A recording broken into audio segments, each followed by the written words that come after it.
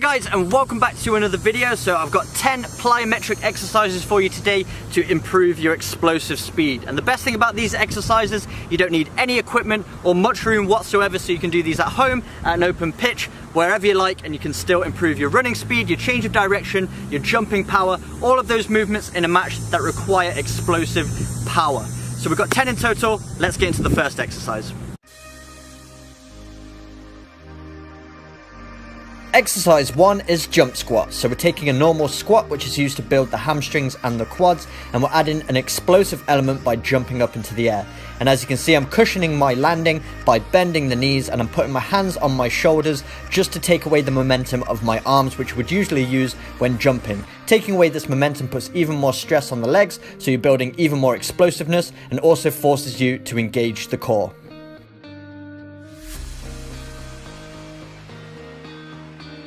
Exercise 2 is jump lunges. So this is when we bend both legs 90 degrees, one in front of the other, and then we explode up into the air by straightening both of our legs, and then we land with our opposite foot in front. And as you can see, cushioning my landing once again by bending the knee as I make impact with the ground. And this time I'm using both of my arms for balance, and they're bent 90 degrees as well. And as my right arm comes forward, my left leg comes forward, and vice versa.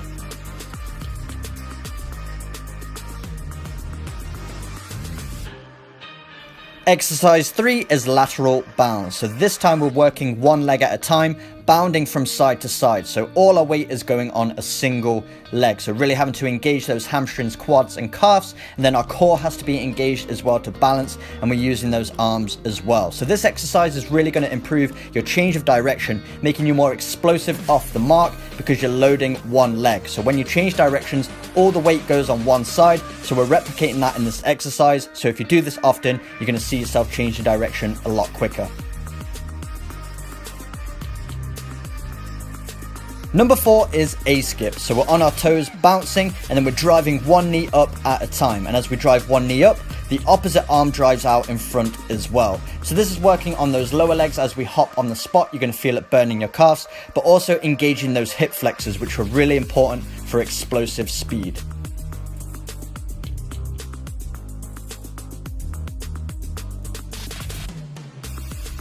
Exercise 5 is reverse lunge knee drive. So we're performing a reverse lunge, so our foot goes behind us, bending both knees 90 degrees, and then as we push up, we also drive our knee of our opposite leg into the air as well. So we're working all of those leg muscles, but also the hip flexors as well. And as you can see, driving the opposite arm with the opposite knee as I'm driving upwards. This is a really tiring one. I like to do 5 on each side and then 3 sets all together.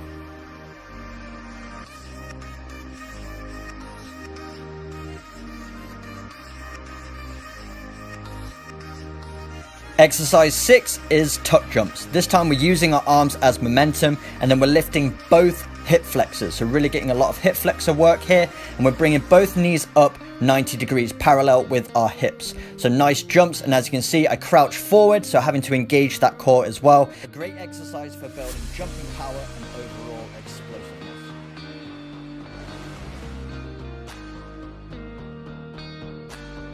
Exercise 7 is high knees. So this is a great exercise for working on not only developing your running technique, but it will increase your running speed if you do this consistently, because you're forcing yourself to synchronize those arm and knee movements. So as you can see, as my left arm drives, my right knee drives, and vice versa. And if you work on this, it's going to make your running technique a lot more efficient, a lot more explosive, and overall increase your running speed.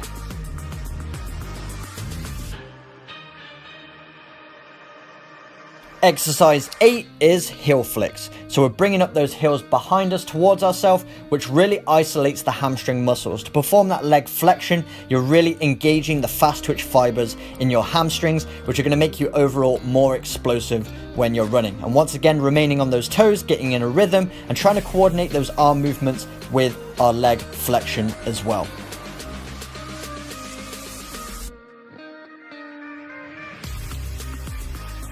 Exercise 9 is kneeling jumps. So we're starting in a kneeling position, then swinging our arms through and using that momentum to jump up off of our knees and land onto our feet. Really forcing you to engage those hip flexors. They have to be really explosive to be able to swing those legs up and engaging that core as much as possible. The combination of your hip flexors and your core should be enough to give you that momentum and power to jump back onto your feet. Really good movement for developing your explosive capabilities. Might take a little bit of practice to get this one, but when you do, you're going to see a huge translation into your performance on the pitch, in your running speed, your jumping power, and all of those movements that require maximal force in a short period of time.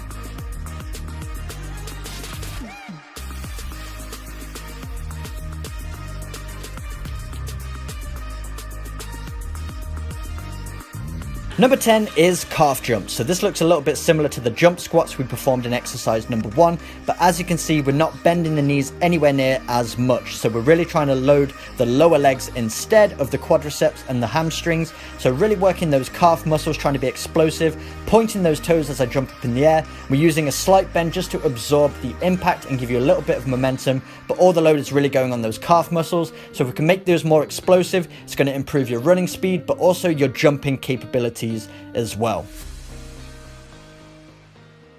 So there we go, guys. Those are the 10 exercises that you can complete anywhere just using your own body weight, but you're going to dramatically increase your running speed, change the direction, jumping power, all of those movements that require maximum force in a short space of time. And if you want to do a full workout, try each of these exercises for 10 reps all the way through 1 through 10, and then complete them 3 times. Modify them to your own fitness levels, but if you do these a few times a week with a day of rest in between, I'd recommend 3 days a week. You're going to see huge improvements in all of those areas. But if you did enjoy today's video, make sure you smash that like button, hit the subscribe button for weekly training videos, and I will see you